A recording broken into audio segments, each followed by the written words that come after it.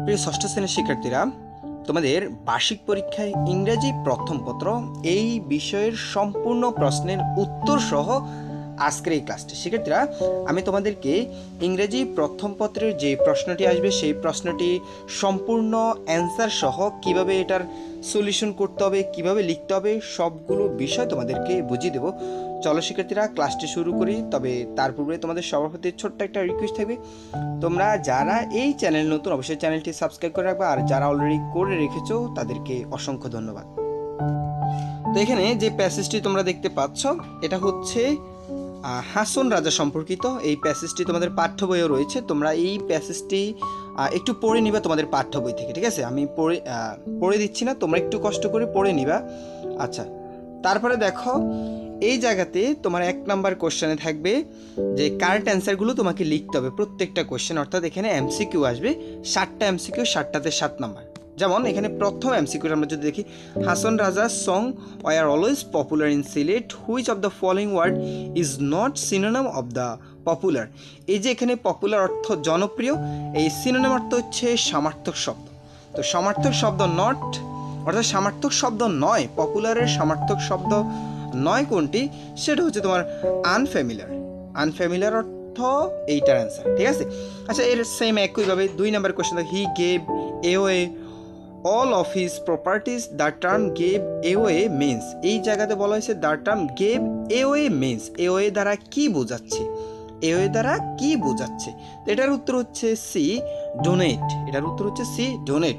আচ্ছা, এরপরে 3 number, he did not receive much formal education, what does formal mean? এখানে formal বলতে কি বোঝানো হয়েছে, অর্থাৎ এটার উত্তর হচ্ছে দেখো সি, ইনস্টিটিউশনাল। এটা হচ্ছে সি এর অ্যান্সার। আচ্ছা, 3 নাম্বার অ্যান্সার। এরপরে দেখো 4 number, Hason Raja throw about his creator. এইখানে এর অ্যান্সারটা কি?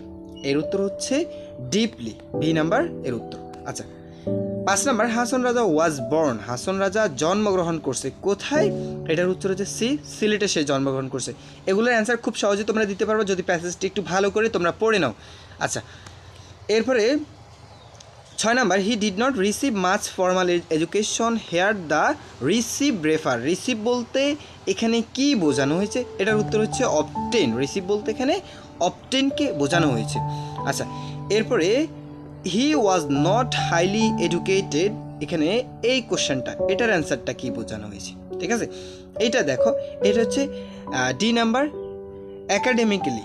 ঠিক আছে, এটার উত্তর হচ্ছে শেষের ডি। আচ্ছা, তাহলে তোমরা এটা বুঝতে পেরেছো। এরপরে দেখো আমরা এখানে তোমাদের 2 নাম্বার কোশ্চেনটা দেখব। 2 নাম্বার কোশ্চেনে কি কি থাকবে দেখো। 2 নাম্বারে বলা হয়েছে যে এখানে তোমাকে 5টা প্রশ্নের, এখানে 2 নাম্বারে যে 5টা প্রশ্ন থাকবে, এখানে কিন্তু একটাতে তোমার 2 করে 5টাতে 10 নাম্বার। ঠিক আছে, এটা কিন্তু খুবই গুরুত্বপূর্ণ। আচ্ছা, তো আমরা এই 5টা প্রশ্নের অ্যান্সারটা একটু শিখে নিই। দেখো, 1 নাম্বারে বলছে তোমাকে what did Hason Raja think about, অর্থাৎ হাসন রাজা কি ভাবছে? এটার উত্তর হচ্ছে হাসন রাজা thought about the creator, life, death and human kind.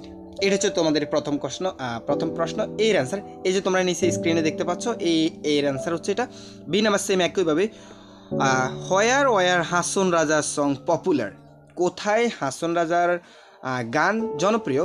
এটার অ্যান্সার হচ্ছে হাসন রাজার song were popular in Sylhet. ঠিক আছে, 3 number, do you think Hason Raja was popular in all district of Bangladesh, was he popular anywhere outside of Bangladesh? Hason Raja কি জনপ্রিয় পুরো বাংলাদেশে?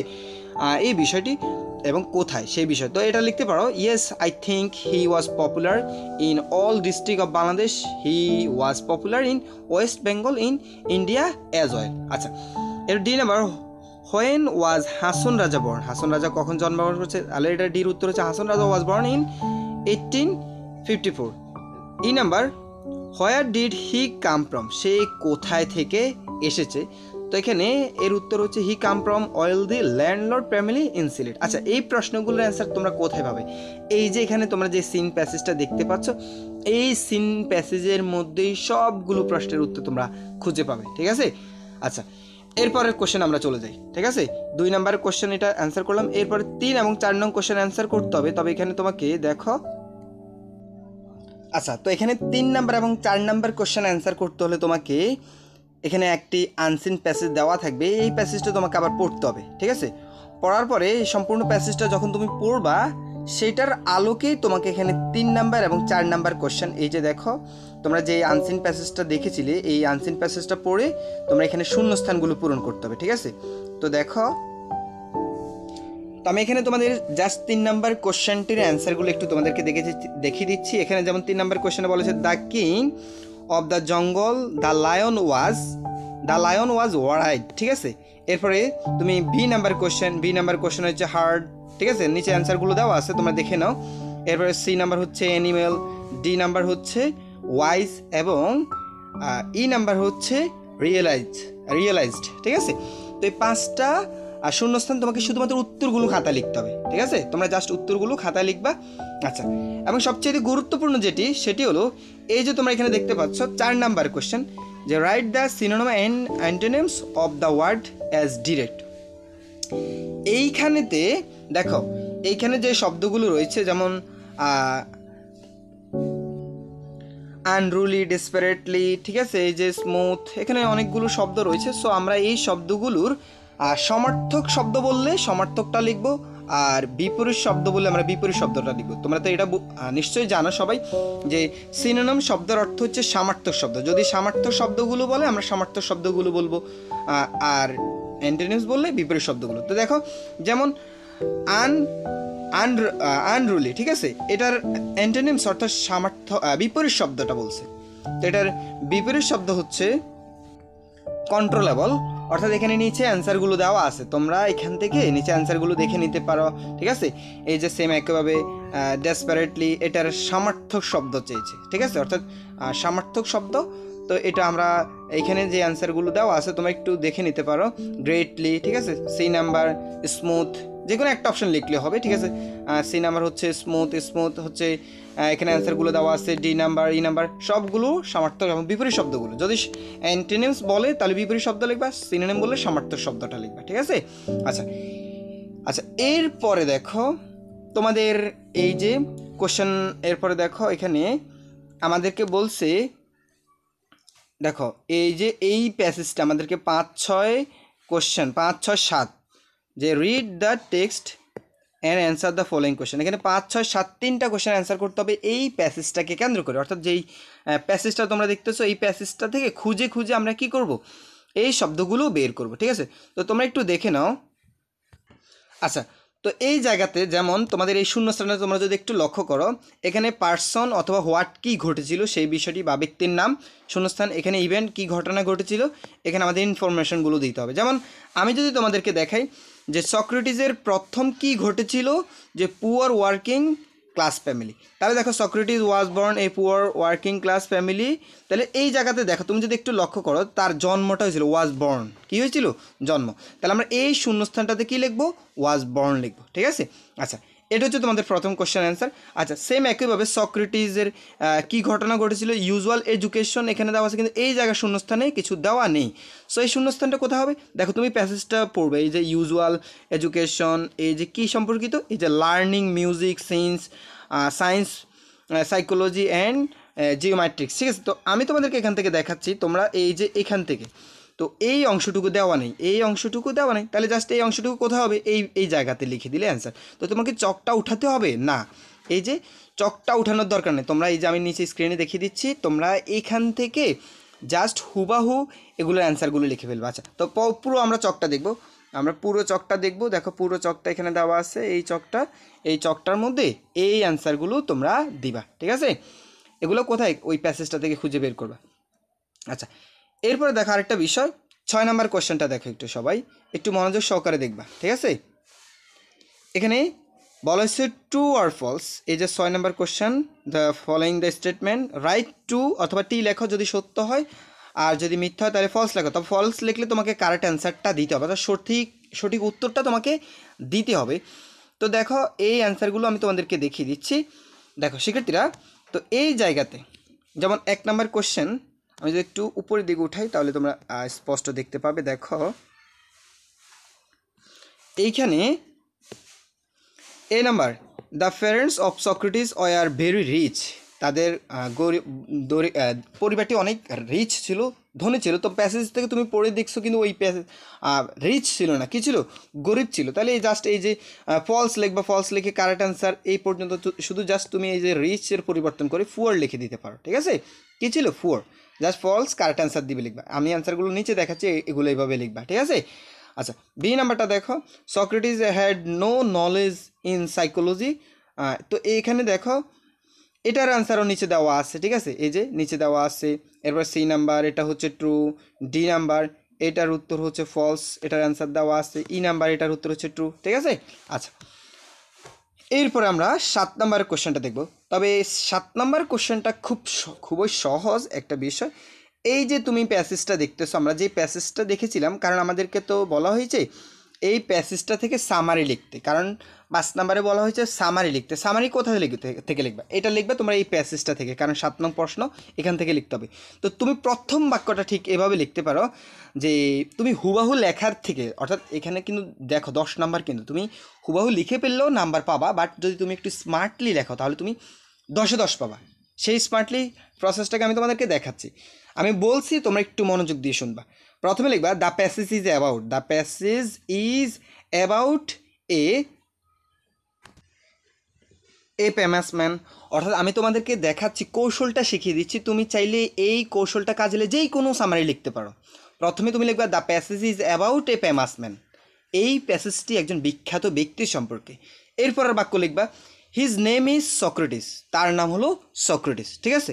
দেখো এইভাবে লিখবা, 2 বাক্য। এরপর 3 নম্বর বাক্য লিখবা হি ওয়াজ বর্ন ইন, এই পর্যন্ত এই বাক্যটা লিখবা, ঠিক আছে। He was born in a poor class family, এ পর্যন্ত লিখবা।